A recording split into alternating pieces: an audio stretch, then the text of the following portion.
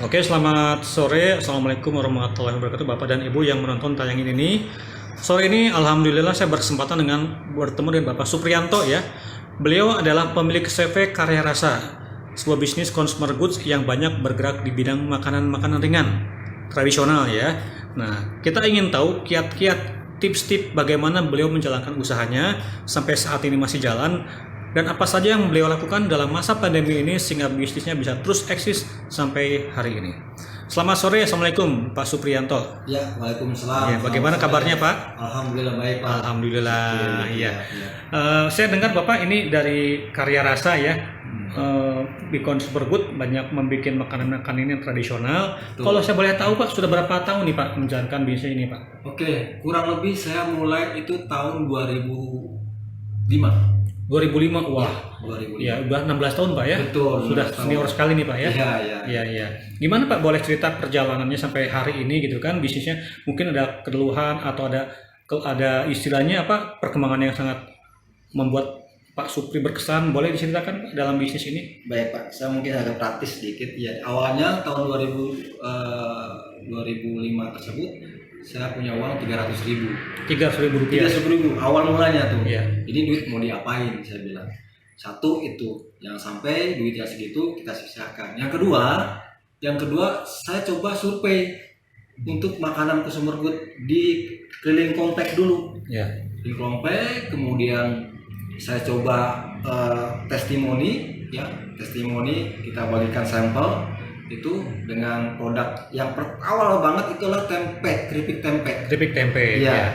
Keripik tempe, kemudian saya dengan harga promo ya. Saya buang 300.000 itu, ternyata responnya lumayan. Mulai 12 orang sampai 50 orang, bahkan sampai 120 orang itu udah mulai. Ya, akhirnya kalau segmentasi pasar saya udah kebentuk. Oke, apa salahnya kalau saya buka produksi? Karena pasar udah ada. Betul. Ya kan, itu trik yang pertama ya. Kita segmentasi pasar dulu, trust di pasar dulu, baru kita buat produk. Nah, oke. Terus yang ketiga, dari segmentasi pasar tersebut saya coba kembangkan, ya. Saya tambah lagi mungkin 1 juta targetnya, ya kan. Kemudian ternyata dengan sistem manual kita katakanlah orang ke orang, ya, orang ke orang dari tahun ke tahun, ternyata bagus nih. Akhirnya saya kembangkan produk sistem penjualannya, yaitu dengan kita menitipkan di warung awalnya tuh, di warung-warung. Saya survei ke Pecel Lele, ke restoran, ke Ampera dan sebagainya. Itu tes saya. Ternyata responnya bagus juga nih, iya kan? Dan itu berlangsung lama tuh, sampai saya tiap seminggu sekali saya titip di warung, 2 hari sekali udah ada habis pak. Nah itu sebagai catatan, ya kan? Catatan yang ketiga, ternyata responnya bagus. Oke, saya akan seriuskan di sini karena segmentasinya pasar sudah berkembang, ya kan? Yang saya sudah tadi ukur ada yang namanya, kalau kategorikan adalah market size, terus market share, dan market develop. 3 kategori itu. Market size-nya katakanlah 90%. Market size-nya, market share-nya yang kita ambil 70%. Ternyata 20% ini yang saya market develop-nya ternyata berhasil.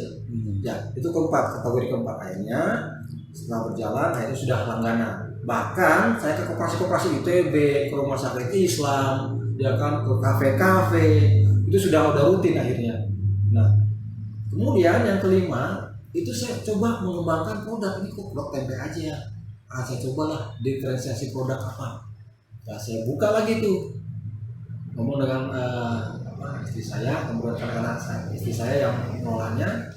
Nah, saya buat bagaimana caranya ini, jangan tempe aja, kita buat yang namanya kacang, keripik tempe kacang, ya, keripik kacang tanah, kacang hijau, bahkan bayam.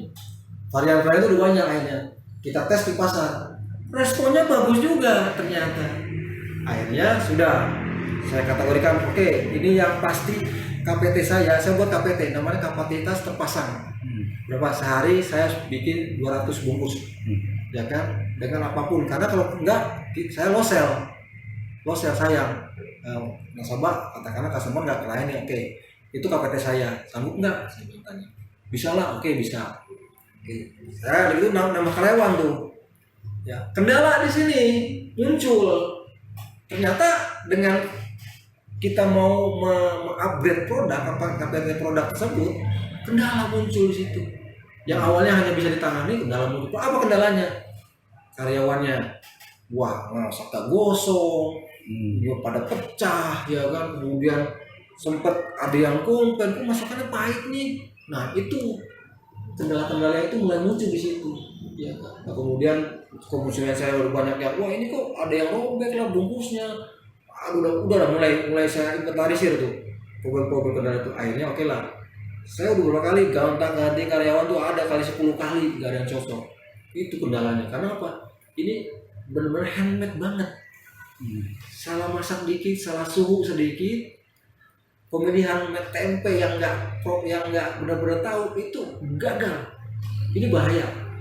Ya, tempe yang katakanlah sedikit agak biru, agak panas gitu, itu butuh pengalaman, butuh orang-orang yang tahu. Itu kuncinya. Sehingga kegagalan itu bisa di-eliminir. Oke, itu yang keempat. Dan yang kelima, beriring dengan adanya pandemi, gimana sih? Memang secara tidak langsung sebenarnya tidak berdampak untuk usaha kecil ya, seperti di Korban itu sebenarnya tidak berdampak, nggak ada dampak lah, nggak terlalu banget lah. Ya, cuman barangkali di sini ya dampaknya palingnya sekitar 20%-an 30%-an lah, memang ada keluar. Itu nah untuk mensiasati kehilangan pasar 20% atau 30% gimana? Nah saya bukalah namanya online, jual online yang tadi saya coba upgrade. Digital marketing, land page yang saya buat, website yang saya buat, ya kan, bahkan saya coba untuk kerjasama dengan Tokopedia, Gojek dan sebagainya. Itu sarana itu saya ingat. Ternyata yang 20% tadi kehilangan pandemi tersebut itu tercover, bahkan lebih bagus dari dia manual gitu loh. Sehingga ya saya terus aja belanja. Alhamdulillah ya pandemi ini, ya dengan adanya pandemi ini yang 20% kehilangan pasar bisa tercover. Dan itu kurang lebih dari 2005 ya kan, sampai dengan hari ini tahun 2021 Agustus, alhamdulillah omsetnya tidak pernah menurun. Itu kelima yang jadi uraian saya, kenapa kok yang namanya CP Karya Rasa ini bisa bertahan, bisa eksis, ya kan? Yang dengan catatan 5 komponen itu yang saya perhatikan. Itu saja barangkali sementara. Oke, ya. Pak Supri, tadi saya lihat berarti ini faktor SDM sangat berpengaruh Pak, itu betul pertama sekali, ya. Yang kedua saya lihat ini ternyata yang namanya online sangat memberikan kontribusi yang cukup besar ya, betul, dari penjualan Pak Supri ini. Lumayan, alhamdulillah Pak ya. Nah kalau boleh saya tahu Pak, itu produk unggulan Pak Supri apa nih Pak, produknya Pak? Ya tentu yang awal ya, tempe ya. Tempe, sampai sekarang masih primadonnya tempe Pak? Primadonnya tempe, tapi mulai bersaing dengan bergeser dengan adanya tempe kacang tuh. Itu udah mulai tempe sama kacang ini. Tempe kacang tuh peye mungkin Pak? Ya, peye ya. Istilah peye kelas. Masih tinggi mana penjualan antara peye dengan tempe Pak? Sekarang hampir sama ya, 11-12. Hampir sama. Iya. Oke, bagus. Oke, kalau boleh Pak, minta tips-tipsnya nih buat para penonton, pemirsa yang menonton tayangan ini. Ya. Kira-kira untuk bisnis seperti yang Bapak jalankan ya, tips-tips apa agar bisa bertahan di kondisi pandemi seperti ini Pak? Karena kita kan tidak tahu ya pandemi berakhir kapan. Nah, bagaimana caranya supaya Pak Supri tetap bisnisnya bisa, tips kepada penonton, kiat-kiat tips apa saja agar bisa bertahan di kondisi seperti ini Pak? Okay. Bahkan bisa eksis atau bisa, alhamdulillah kok bisa naik Pak ya? Seperti bagaimana tipsnya? Ya baik ya, mungkin ada beberapa tips yang jadi patokan atau parameter supaya suatu bisnis apapun itu menjadi eksis dan bisa bertahan. Yang pertama adalah satu ya kan, menjaga pasar, proteksi pasar tersebut. Karena apa? Di consumer good, ya dunia consumer good itu gampang dijiplak.